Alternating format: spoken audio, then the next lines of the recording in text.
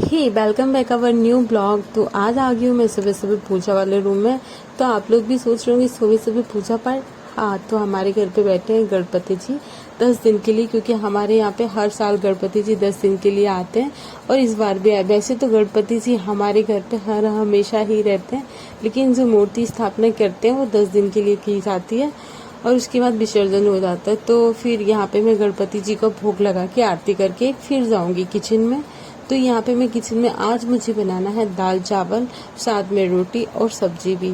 तो किसी किसी दिन मुझे सब्जी रोटी ही बनानी पड़ती है, तो मुझे अच्छा फील होता है कि हाँ आज खाना कम बनाना है, लेकिन साथ में दाल चावल भी हो जाए तो फिर एक्स्ट्रा काम हो जाता है। जैसे दाल में तड़का लगाना, चावल रखना, तो कुकर भी एक्स्ट्रा हो जाते, तो फिर ऐसा लगता है कि बहुत ज़्यादा काम है। पर कोई बात नहीं, खाएंगे तो बनाना ही पड़ेगा। तो यहाँ पे मैंने दाल बना ली है, अब मुझे लगाना है आटा और साथ में सब्जी भी मैं छोकूंगी। तो पहले लगा लेती हूँ दाल में तड़का और उसके बाद फिर मैं जाऊंगी स्टडी करने। तो सुबह सुबह किचन में मुझे लग जाता है 1.5 घंटा समथिंग, क्योंकि सब लोग खाना खाते हैं तो 2 घंटे हो जाते हैं पूरे। और उसके बाद मुझे उनको स्कूल भेजना होता है। स्कूल आएगा उसके पहले मुझे करनी होती है अपनी स्टडी। तो मैं 1 बजे तक अपना पूरा किचन का काम खत्म कर देती हूँ, जैसे कि बर्तन, खाना पीना, उनको स्कूल भेजना, सब कुछ उसी में इंक्लूड कर लेती हूँ। और उसके बाद मैं 1 बजे यहाँ पे बैठ जाती हूँ अपनी स्टडी कर। तो फाइनली मैं यहाँ पे आ गई हूँ अपनी स्टडी करने, क्योंकि ये टाइम है मेरा स्टडी का। 1 घंटा मैं कोशिश करती हूँ यहाँ पे पढ़ लूँ 1 बजे से 2 बजे तक, क्योंकि अभी अभी किचन से आई हूँ तो थोड़ी सी थकान भी हो जाती है। हाँ, थकान होती नहीं है पर ऐसी फीलिंग्स आती है मन में, ऐसा है कि हाँ मैं थक गई हूँ इतना सारा काम करके, लेकिन थकी नहीं होती हूँ। तो भी आधा घंटे का यहाँ पे रेस्ट ले लेती हूँ, 2 से 2.5 का, क्योंकि वो भी ज़रूरी है। और थोड़ा सा जैसे सबसे बात करना, कौन क्या कैसा माहौल चल रहा है, सब मम्मी से बाकी सबसे बात करूँगी तो आधा घंटा वहाँ पे वेस्ट हो ही जाता है।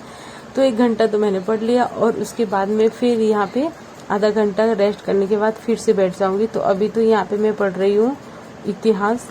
तो कभी यहाँ पे इतिहास पढ़ती हूँ, कभी संविधान पढ़ती हूँ, तो अलग अलग टॉपिक ले लेती हूँ और कोशिश करती हूँ जो भी मैंने टॉपिक यहाँ पे उठाया है वो पूरा करूँ। मतलब जो टॉपिक पढ़ा है स्टार्टिंग से लेके उसको एंड तक पूरा ख़त्म करने की कोशिश करती हूँ, क्योंकि टाइम से, रूटीन से अगर आप कोई भी चैप्टर को ख़त्म करते हैं तो वो आपको अच्छे से याद रह जाता है। मतलब आपने पढ़ा है उसको फिर रिवाइज करोगे तो वो आपको बहुत अच्छे से याद हो जाएगा, ऐसा नहीं कि आपको याद ना हो।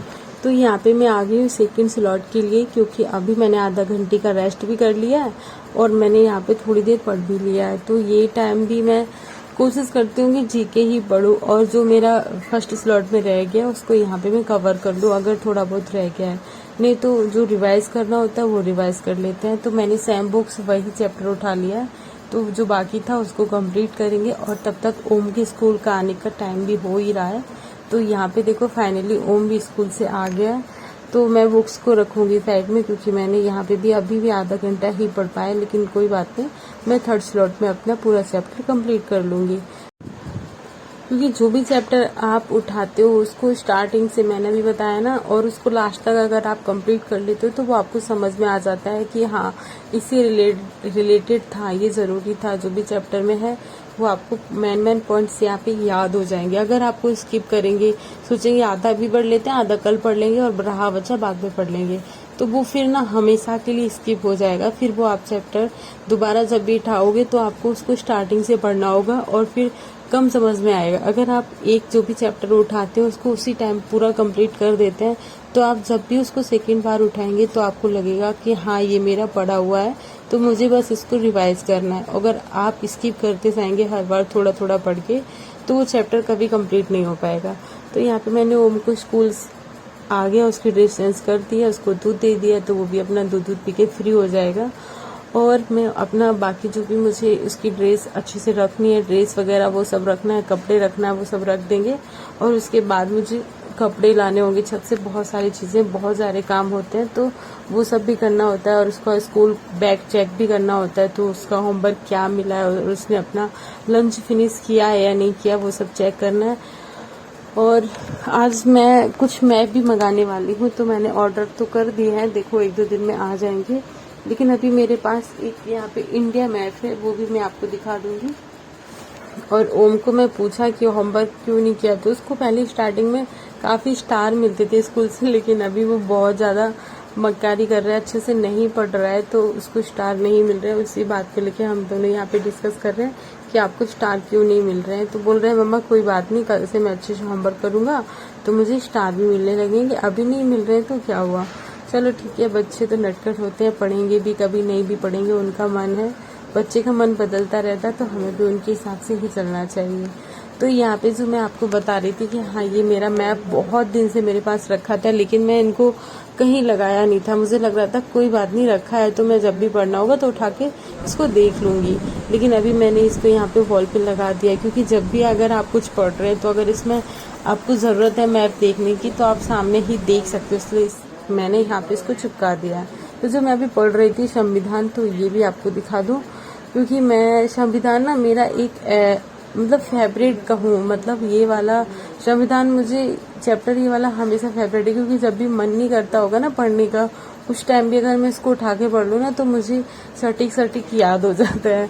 मतलब ये कहूँ कि मेरा अगर कोई लेसन है तो वो संविधान ही है, कि मुझे पढ़ने में बहुत ज़्यादा इंटरेस्टेड लगता है। ये हमेशा शायद मैं हाई स्कूल में थी तब से ही मैं इसको पढ़ती हूँ, और मुझे लगता था कि हाँ संविधान काफ़ी इंटरेस्टिंग है, ऐसे पढ़ना चाहिए। तो तभी आ गई अचानक से बारिश और मैं गई छत पे, फटाफट वहां से उठाए कपड़े, क्योंकि सारे कपड़े गीले हुए जा रहे हैं। आप देख रहे होंगे बारिश की बूंदें पड़ी जा रही हैं। भाई ये होता है लेडीज़ों की लाइफ का, मतलब हर टाइम ये नहीं रहता कि आपके पास आज इतना टाइम फ्री है, आप आज इस टाइम फ्री हो और आप पढ़ने के बाद रेस्ट करोगे आराम से 1-2 घंटे का, काम करने के बाद आप रेस्ट करोगे 1-2 घंटे का, आपको लगेगा कि हाँ चलो आज मैं फ्री हूँ। पर ऐसा कभी पॉसिबल नहीं है। अचानक कोई सी भी चीज़ टपक सकती है, मतलब कोई भी काम आपकी लाइफ में आ सकता है जो आपको करना पड़ सकता है। तो लाइफ में कभी भी कोई भी चेंजिंग आए उसके लिए हमेशा तैयार रहना चाहिए। तो यहाँ पे मैं फाइनली आ गई हूँ 5 बजे फिर से पढ़ने के लिए, क्योंकि मेरा शाम को मैथ कंप्लीट नहीं हो पा रहा था, इसलिए मैंने सोचा किसी टाइम में आधा घंटा थोड़ा सा सॉल्व कर लूँ, क्योंकि टाइम बहुत कम हो रहा है और मैं दोपहर में भी नहीं पढ़ पाई थी अच्छे से। फिर बारिश आ गई, कहीं कुछ ख़त्म ही नहीं हो रहा था।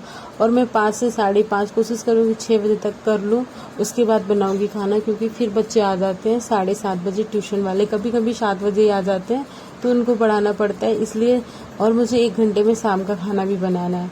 तो देखती हूँ 5:30 या 6 कितने घंटे में यहाँ पे मैथ सॉल्व करूँगी और उसके बाद अपना खाना बनाऊँगी, तो फिर तब हो जाऊँगी फ्री।